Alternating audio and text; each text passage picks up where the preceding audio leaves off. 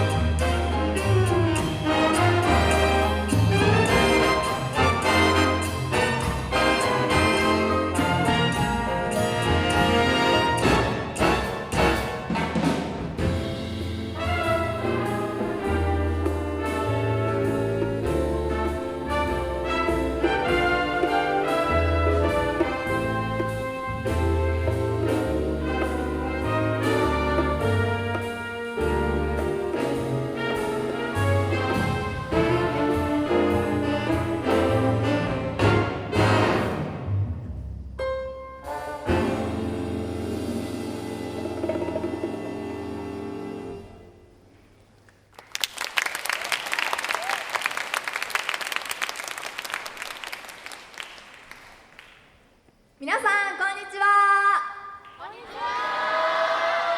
私たちは神奈川県西部を中心に活動する中高生ビッグバンド開成ジュニアアンサンブルスーパーブルーバーズです。本日は中学3年から高校2年までの17名のメンバーで精一杯演奏していきたいと思います。